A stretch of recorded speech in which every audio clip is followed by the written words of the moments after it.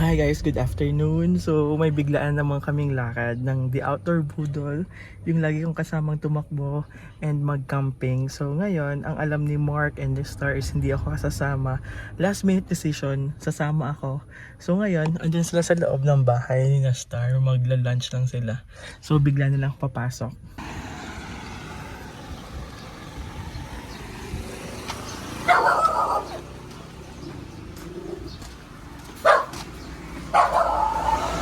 Hello po! Akala ko na kamain pa!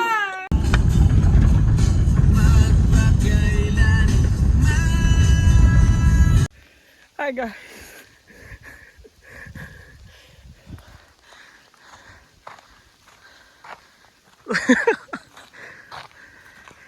Kaya pa?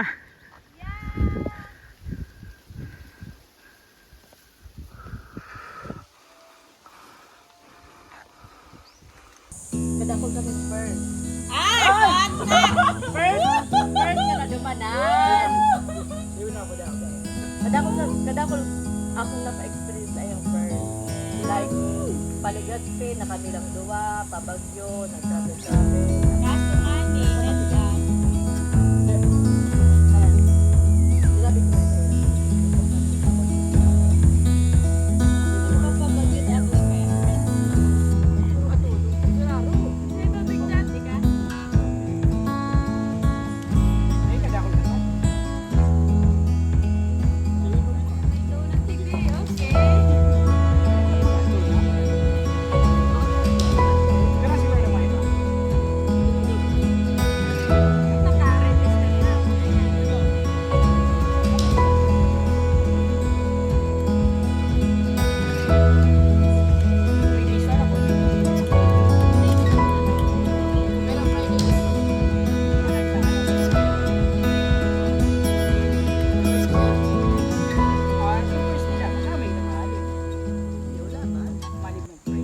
Yo, live na ako.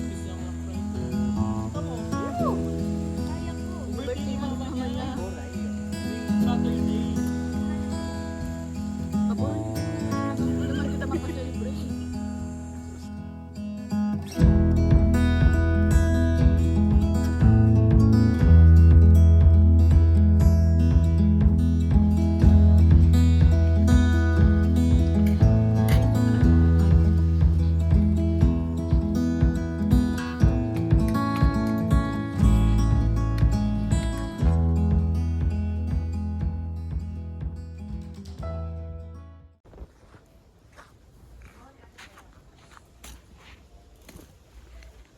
Hello po. Isa po. Joke lang, hindi tayo whistleblower for today's video. So, hi guys! Welcome back to my channel. As you can see, andito naman tayo sa labas because andito naman tayo sa labas.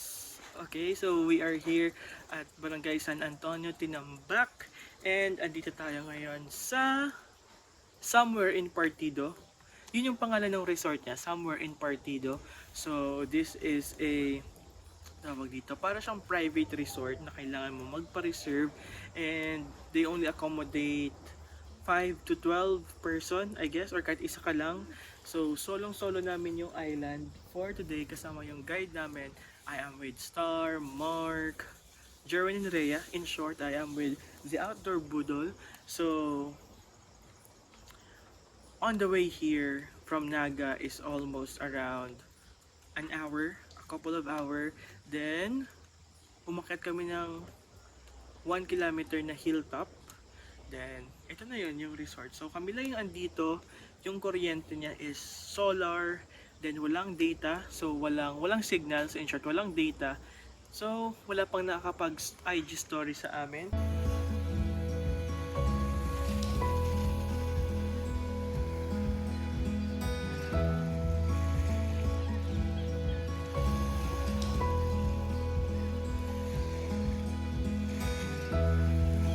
Hi guys, good morning. Welcome to the second day sa last hirit natin before magpasukan bukas.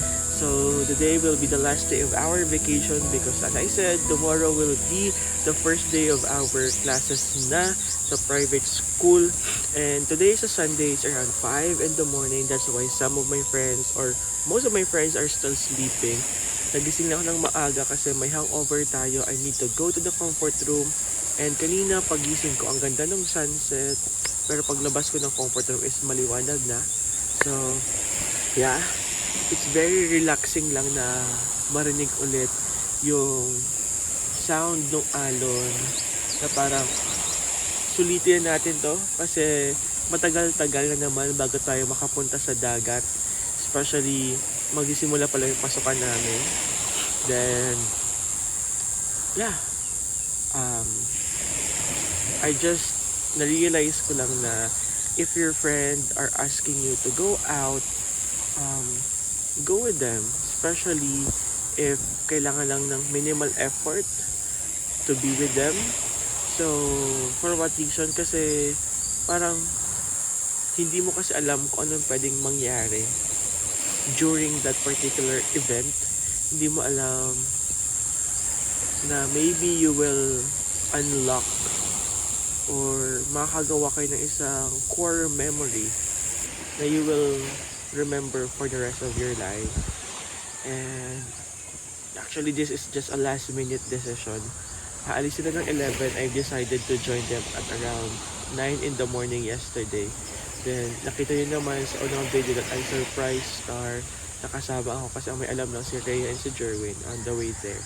So, last minute decision and hindi ako nag-regret na samahan sila or sumama ngayon kasi this is a very good place.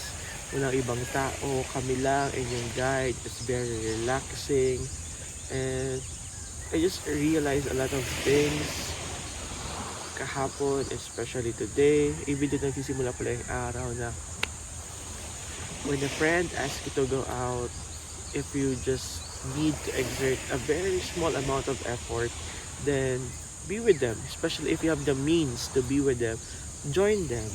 Diba? Kasi life is too short para i-spend yung araw natin sa loob ng bahay, mag-cellphone, mag-Netflix, go out and at least i-feel mo yung sun sa skin mo. I don't know if umitim na naman ba ako kahapon. Feeling ko, yes. We got toast. Ayun naman yung color natin. But it's okay. Hindi natin siya pagsisisihan kasi it's a new memory with them. Memory. Basta. So, yeah. I'll just have to enjoy this view kasi napakaganda. Napakaganda ng view natin.